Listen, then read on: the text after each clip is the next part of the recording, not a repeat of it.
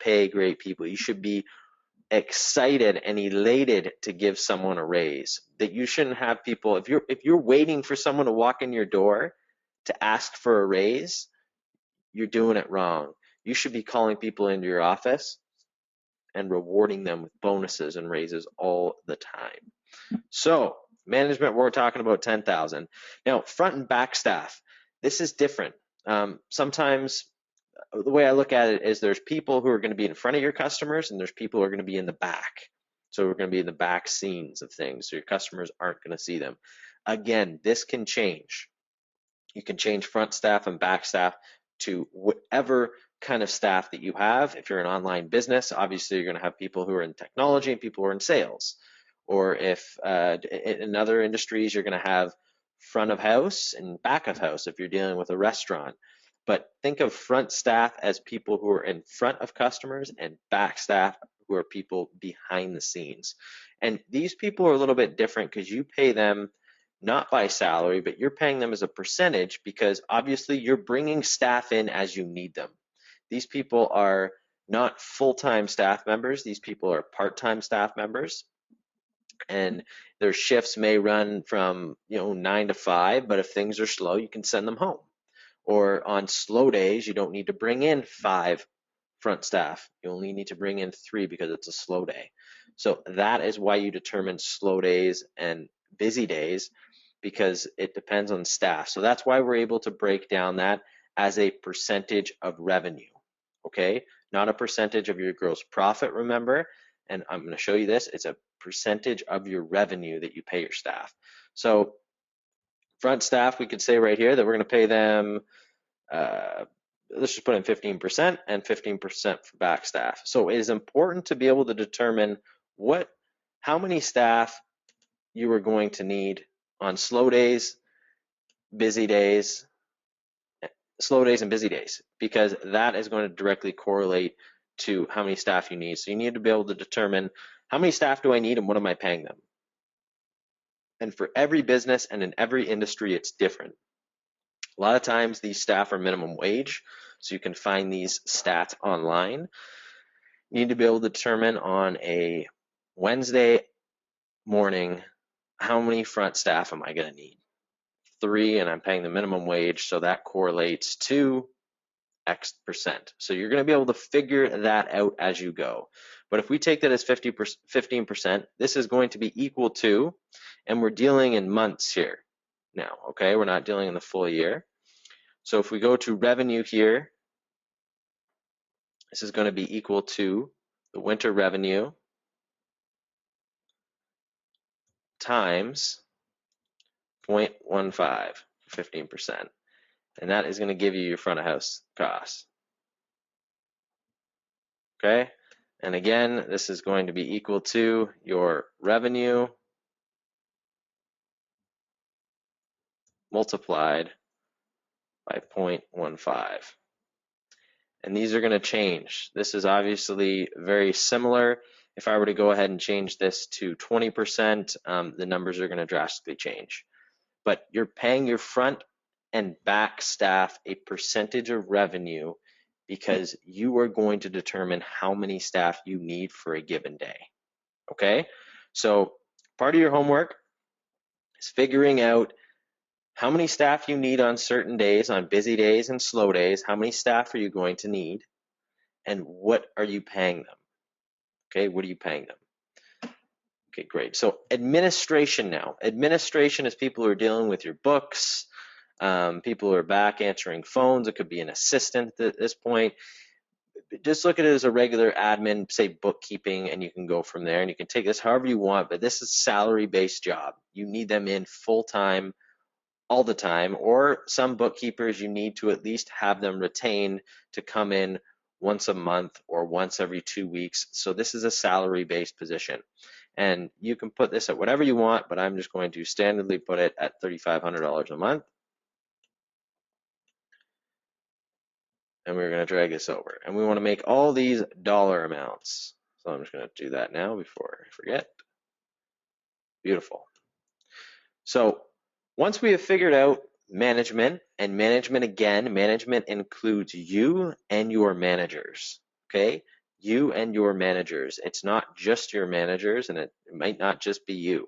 It's you and your managers. Front staff and back of house staff, you pay as a percentage of revenue, percentage of your revenue. So if you're bringing in $10,000 a day, you're going to need 5 staff members, say. You need to be able to determine that and figure out what those are, and that is how you will determine your percentage of revenue for your staff. And admin is salary. So we got 2 salaries and 2 staff, and that is going to bring you to a subtotal, okay? So subtotal of all of your labor costs is all those added up. Beautiful.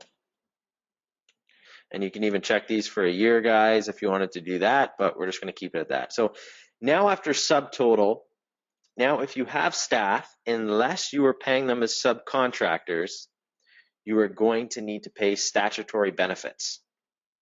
Okay? This is EI, CPP, WSIB, vacation pay, and holiday pay.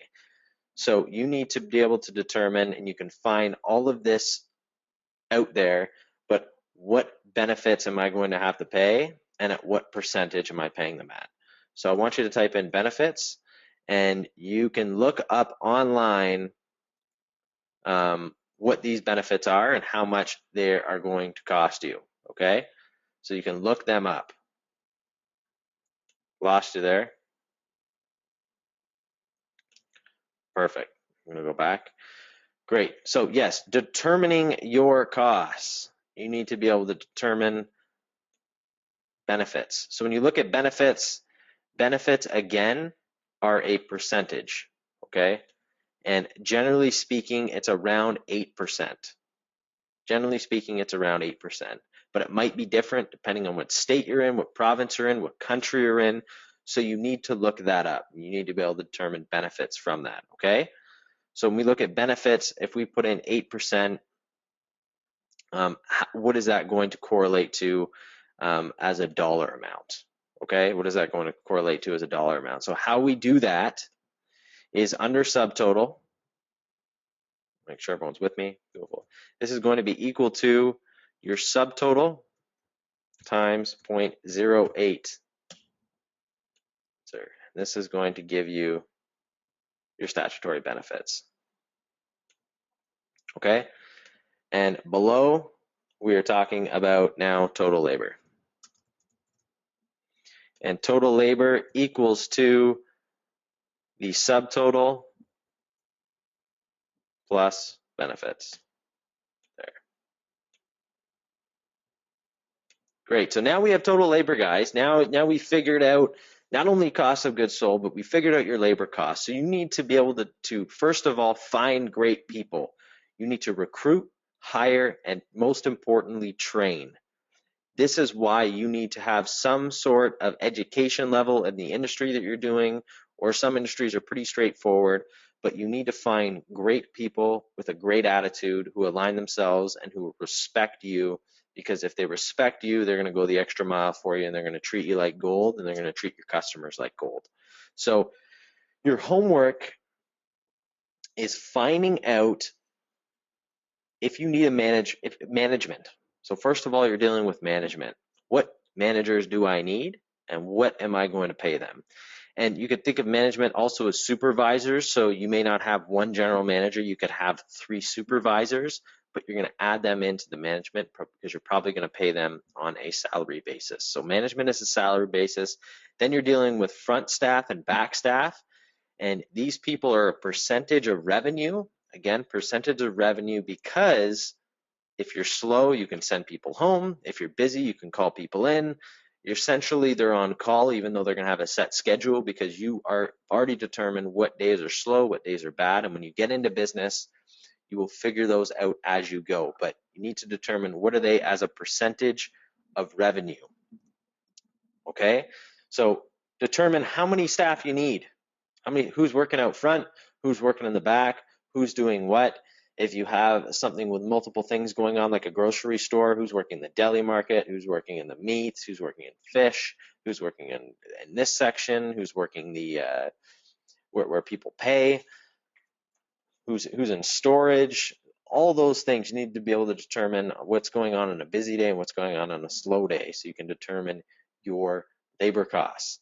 And then benefits are in there as well. So once we have total labor, we're able to go under here and talk about operational profit.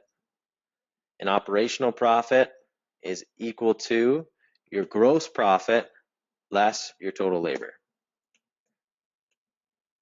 And as you can see, when you start moving these numbers, your revenue starts dwindling down a little bit by bit. That is why it's important to understand your costs before you go, because it's going to show you how much revenue you are going to have to generate, or if you need to look at your business on a smaller scale at the beginning, because at the beginning you can't afford to have all those expenses. This is an extremely important exercise, guys. So I want you to go out. I want you to even try to find some people. Try to find some people who are going to work at your facility. Try to find a manager. Put ads out there that are going to attract attention, and that you're going to attract the right type of individual. So that is your homework. We're talking management, we're talking labor costs, front staff, back staff, and administration. If you don't have a bookkeeper, get a bookkeeper. Talk to someone about getting a bookkeeper. If you need someone out front full time, talk about that as well. And those costs can go up, those costs can go down, but you need to determine your labor costs. So that is your homework right now. You need to determine who you need on board with you to support you in this project. So again, now we talked about revenue, cost of goods sold, and labor costs. Next, we're talking about monthly expenses, and we're going to get to that on the next video. But like I said, this is one step at a time. You need to really understand labor costs. You need to understand about recruiting, hiring, and training. Don't be like everyone else. Attract great people. You attract great people, you're going to attract customers for life. You're going to attract great customers. So again, focus on your customer success. If you haven't found mentors, guys, at this point, you need to find mentors. It's as simple as that. Stop what you're doing. Find some people who are going to help you out. Find people who are in your industry currently. Reach out to them.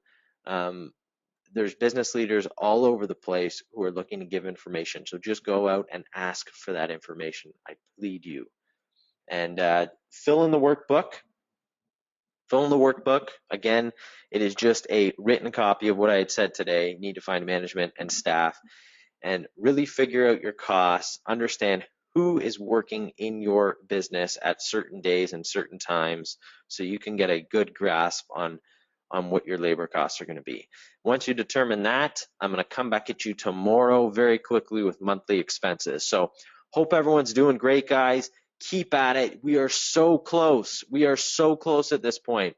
We are so close to having a full business plan written out here and finished, and you getting started with your business. So keep at it. Keep working hard. Find mentors. Find people who are going to help you, and be great every day. Hope everyone's great, and talk soon.